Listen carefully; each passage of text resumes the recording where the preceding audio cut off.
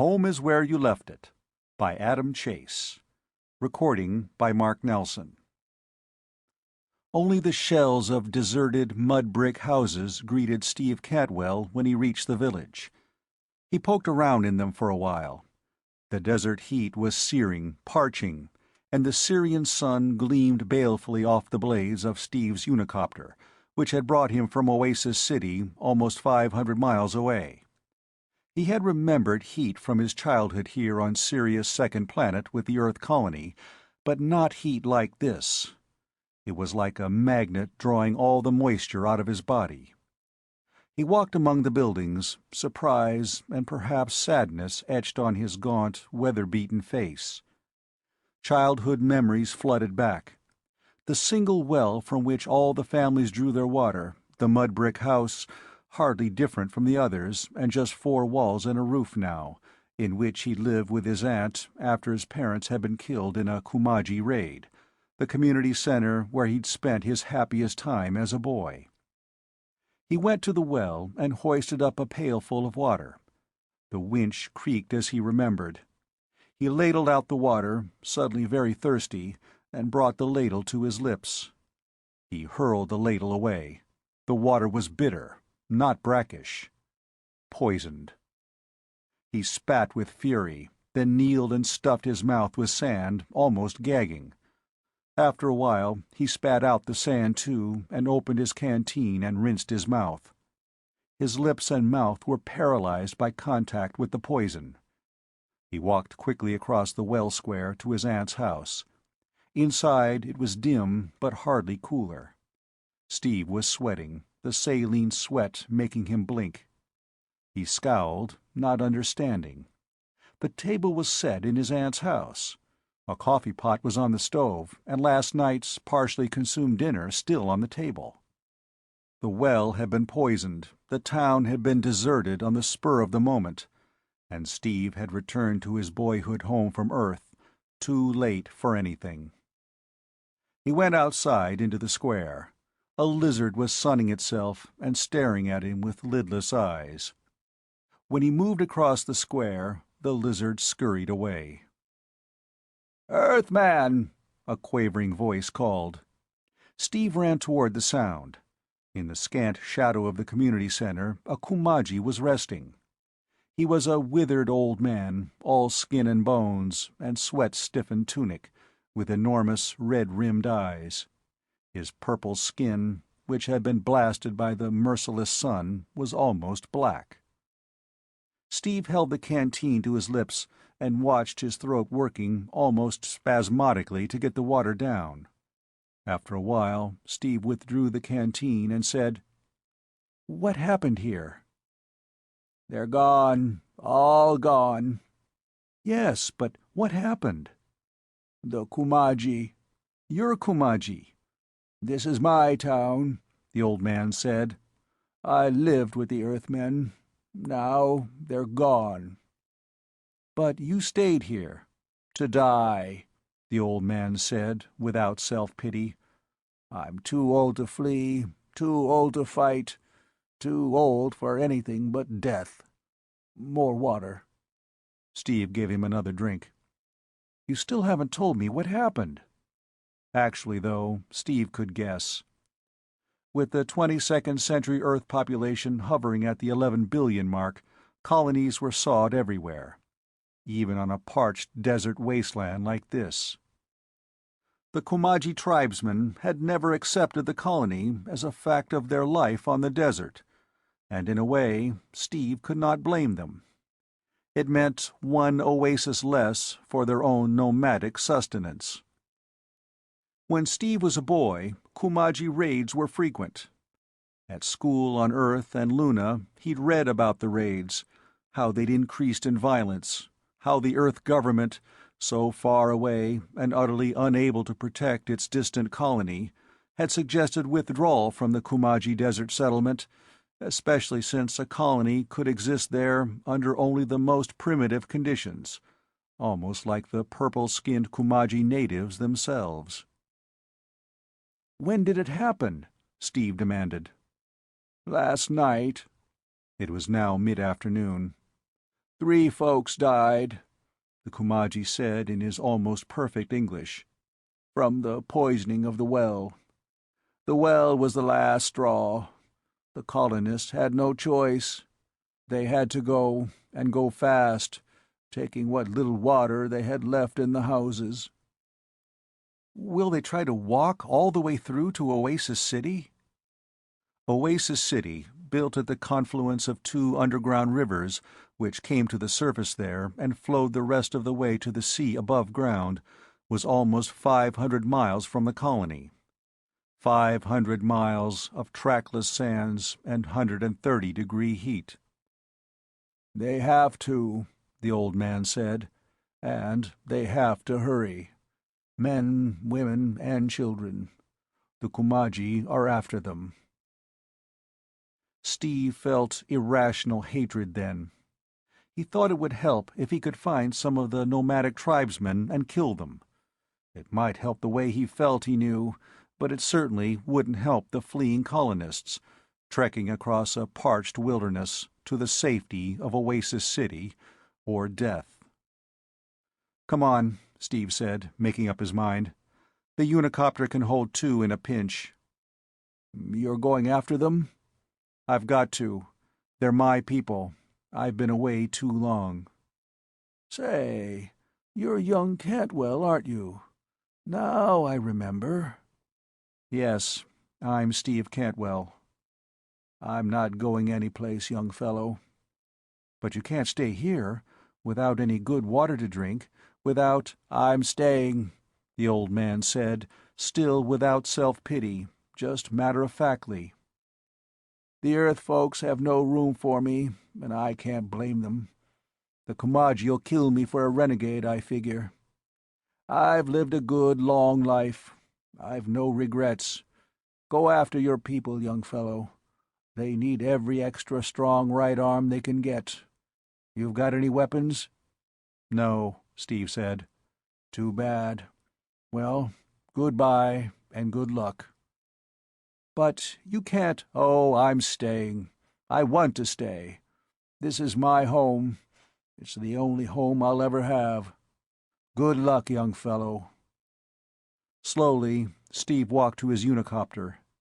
It was nothing more than a small metal disc on which to stand, and a shaft with 4 turbo blades. It could do 60 miles an hour at an elevation of 2,000 feet. Steve turned the little turbojet engine over, then on impulse ran back to the old man and gave him his canteen, turning away before it could be refused, and striding quickly back to the unicopter and getting himself airborne without looking at the deserted village or the old man again. The old man's voice called after him. "Tell the people, hurry! The Kumaji looking for them to kill. Desert wind ought to wipe out their trail, but hurry!" The voice faded into the faint rushing sound of the hot desert wind. Steve gazed down on the bare, sun-blasted rock, on rippled dunes, on hate haze. He circled wider and wider, seeking his people. Hours later, he spotted the caravan in the immensity of sand and wasteland. He brought the unicopter down quickly, with a rush of air and a whine of turbojets. He alighted in the sand in front of the slow-moving column. It was like something out of Earth's Middle East, and Middle Ages. They had even imported camels for their life here on the Syrian desert, deciding the Earth camel was a better beast of burden than anything the Sirius II wastelands had to offer.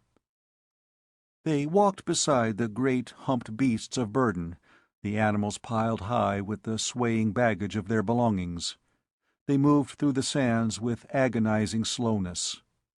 Already, after only 1 day's travel, Steve could see that some of the people were spent and exhausted and had to ride on camelback.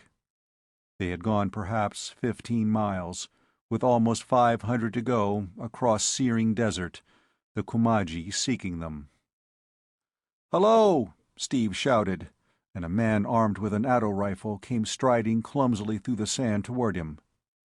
"Cantwell's the name," Steve said. "I'm one of you." Bleak hostility in his face, the man approached. "Cadwell. Yeah, I remember you. Colony wasn't good enough for young Steve Cadwell. Oh, no. Had to go off to Earth to get himself educated. What are you doing here now on that fancy aircraft of yours? Coming to crow at our wake?" The bitterness surprised Steve. He recognized the man now as Tobias Whiting, who had been the colony's most successful man when Steve was a boy. Except for his bitterness and for the bleak self-pity and defeat in his eyes, the years had been good to Tobias Whiting. He was probably in his mid-40s now, 20 years Steve's senior, but he was well-muscled, his flesh was solid, his step bold and strong. He was a big, muscular man with a craggy, handsome face. In 10 years he had hardly changed at all, while Steve Cadwell, the boy, had become Steve Cadwell, the man. He had been the colony's official trader with the Komagis, and had grown rich, by colony standards, at his business.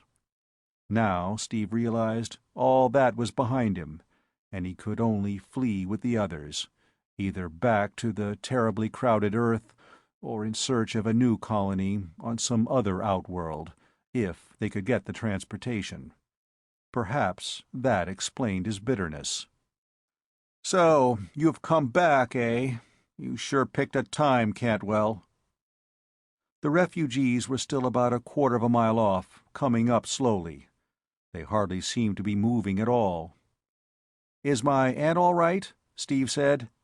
She was the only family he remembered. Tobias Whiting shook his head slowly. "I hate to be the one to tell you this. Brace yourself for a shock. Your aunt was one of those who died from the poison water last night." For a long moment Steve said nothing.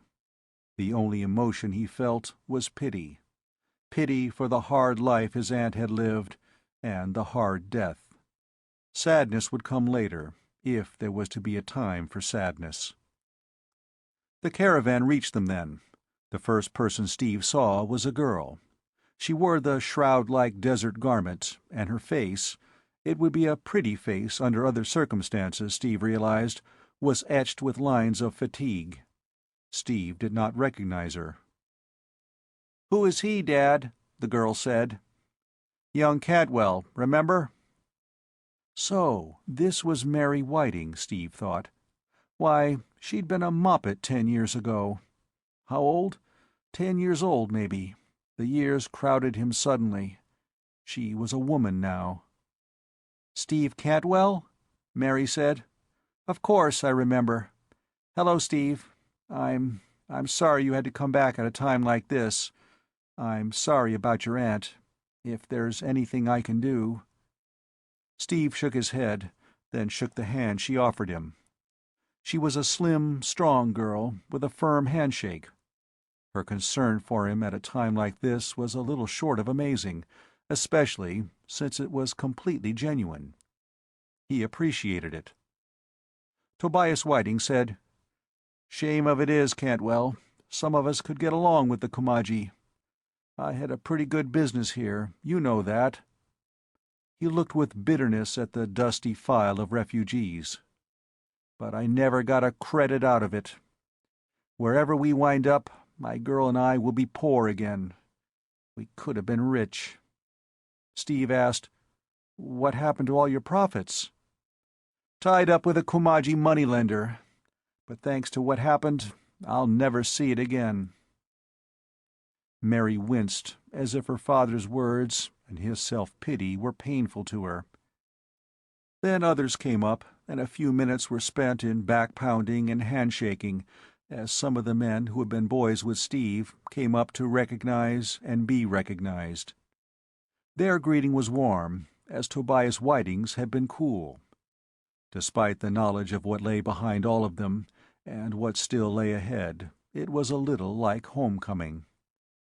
But Steve liked Mary Whiting's warm, friendly smile best of all. It was comforting and reassuring. 3 days later, Tobias Whiting disappeared.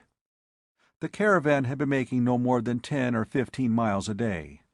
Their water supply was almost gone, but on the fourth day they hoped to reach an oasis in the desert. 2 of the older folks had died of fatigue. A third was critically ill, and there was little that could be done for him. The food supply was running short, but they could always slaughter their camels for food and make their way to Oasis City, still 400 and some miles away, with nothing but the clothes on their backs. And then, during the fourth night, Tobias Whiting disappeared, taking Steve's unicopter. A sentry had heard the low, muffled whine of the turbojets during the night, and had seen the small craft take off, but had assumed Steve had taken it up for some reason. Each day Steve had done so, reconnoitering for signs of the Kumaji. "But why?" someone asked. "Why?"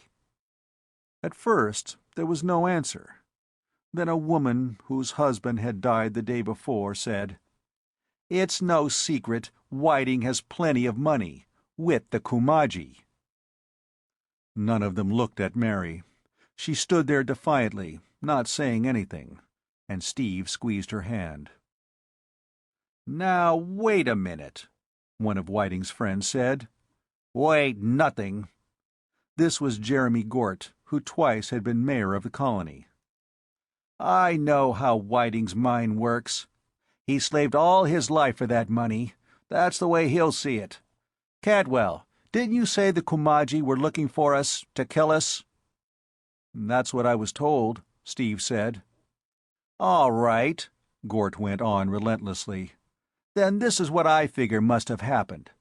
Whiting got to brooding over his lost fortune, and finally decided he had to have it. So he went off at night in Cantwell's copter, determined to get it. Only catch is, folks, if I know the Kumaji, they won't just give it to him, not by a long sight." "No?" someone asked. "No, sir. They'll trade. For our location. And if Whiting went off like that without even saying goodbye to his girl here, my guess is he'll make the trade." His voice reflected some bitterness. Mary went to Gort and slapped his face. The elderly man did not even blink. "Well," he asked her gently, "did your pa tell you he was going?" "No," Mary said. There were tears in her eyes, but she did not cry. Gort turned to Steve. "Cantwell, can he get far in that copter?" Steve shook his head. 10 or 15 miles is all. Almost out of fuel, Mr. Gort. You saw how I took her up for only a quick mile swing each day. He won't get far." "He'll crash in the desert?" "Crash or crash land," Steve said. Mary sobbed, and bit her lip, and was silent. "We've got to stop him," Gort said, "and fast. If he gets to the Kumaji, they'll send down a raiding party and we'll be finished. We could never fight them off without the protection of our village. Near as I can figure, there's a Kumaji base 50 miles due north of here. Whiting knows it too, so that's where he'll be going, I figure. Can't spare more than a couple of men to look for him, though, in case the Kumaji find us, or are led to us, and attack." Steve said, "I should have taken something out of the copter every night so it couldn't start. I'll go." Mary came forward boldly. "I have to go. He's my father. If he crashed out there, he may be hurt. He may be dying." Gort looked at her. "And if he's trying to sell us out to the Kumajis?" Then I'll do whatever Steve asks me to. I promise." "That's good enough for me," Steve said. A few minutes later, armed with Addo rifles and their share of the food and water that was left, Steve and Mary set out northward across the sand while the caravan continued east. Fear of what they might find mounted. The first night they camped in the lee of low sandhills. The second night they found a small spring with brackish but drinkable water. On the third day, having covered half the distance to the Kumaji settlement, they began to encounter Kumaji patrols, on foot or thlotback, the six-legged desert animals running so swiftly over the sands and so low to the ground that they almost seemed to be gliding. Steve and Mary hardly spoke. Talk was unnecessary, but slowly a bond grew between them. Steve liked this slim, silent girl, who had come out here with him risking her life, although she must have known deep in her heart that her father had almost certainly decided to turn traitor in order to regain his fortune. On the fourth day, they spotted the unicopter from a long way off and made their way toward it. It had come much further than Steve had expected.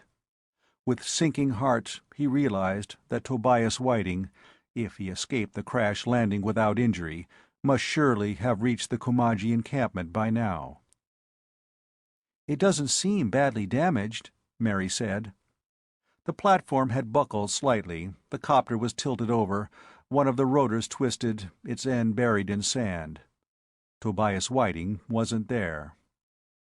"No," Steve said. "It's hardly damaged at all. Your father got out of it all right." "To go to them?" "I think so, Mary. I don't want to pass judgment until we're sure. I'm sorry." "Oh, Steve, Steve, what will we do? What can we do?" "Find him, if it isn't too late. Come on." "North?" "North." "And if by some miracle we find him?" Steve said nothing. The answer, capture or death, was obvious. But you couldn't tell that to a trader's daughter, could you? As it turned out, they did not find Tobias Whiting through their own efforts. Half an hour after setting out from the unicopter, they were spotted by a roving band of Kumajis, who came streaking toward them on their thlots. Mary raised her auto rifle, but Steve struck the barrel aside. "They'd kill us," he said. "We can only surrender." They were hobbled and led painfully across the sand. They were taken away to a small Kumaji encampment and thrust within a circular tent. Tobias Whiting was in there. "Mary!" he cried. "My God! Mary!" "We came for you, Dad," she said coldly. "To stop you. To kill you if necessary." "Mary! Oh, Dad! Why did you do it? Why?"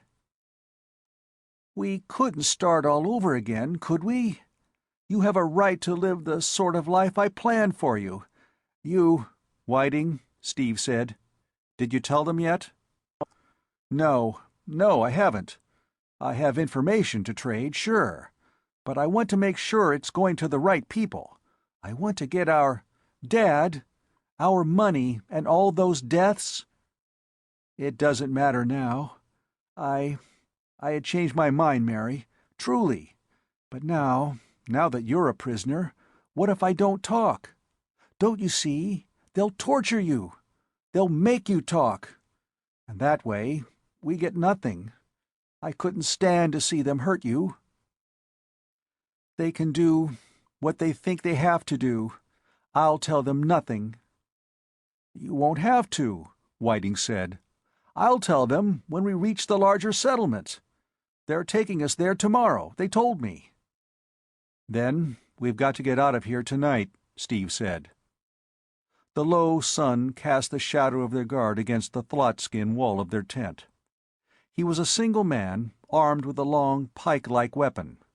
When darkness came, if the guard were not increased— They were brought a nasty gruel for their supper, and ate in silence and distaste. Ate because they needed the strength. Mary said, "Dad, I don't want you to tell them anything. Dad, please. If you thought you were doing it for me—" "I've made up my mind," Tobias Whiting said. Mary turned to Steve in despair. "Steve," she said, "Steve, do whatever you have to do. I'll understand." Steve didn't answer her. Wasn't Whiting right now, he thought? If Steve silenced him, wouldn't the Kumaji torture them for the information? Steve could stand up to it, perhaps, but he couldn't stand to see them hurt Mary. He'd talk if they did that. Then silencing Whiting wasn't the answer. But the Kumajis had one willing prisoner and two unwilling ones. They knew that. If the willing one yelled for help, but the yelling was kept to a minimum so only one guard, the man outside, came. Darkness in the Kumaji encampment. Far off, a lone tribesman singing a chant old as the desert. "Are you asleep?" Mary asked. "No," Steve said. "Dad is. Listen to the way he's breathing, like a baby, as if he wasn't going to betray all our people. Oh, I hate him! I hate him!" Steve crawled to where the older man was sleeping. Tobias Whiting's voice surprised him. "I'm not asleep. I was thinking. I'm going to kill you," Steve said very softly, and sprang at Whiting. He paused, though. It was a calculated pause, and Whiting cried out as Steve had hoped he would. Then his hands found the older man's throat and closed there. Not to kill him, but to keep him from crying out again. Sand stirred, the tent flap lifted, and a bulky figure rushed inside. Steve got up, met him halfway, felt the jarring contact of their bodies. The pike came up dimly in the darkness, the point scraping against Steve's ribs as the guard lunged awkwardly. Steve's fingers sought the thick-muscled neck, clamped there, squeezing. The guard writhed. His feet drummed the sand. With one hand he stabbed out wildly with the unwieldy pike. There was a cry from Mary, and the guard managed a low, squawking noise. Outside, the rest of the camp seemed undisturbed.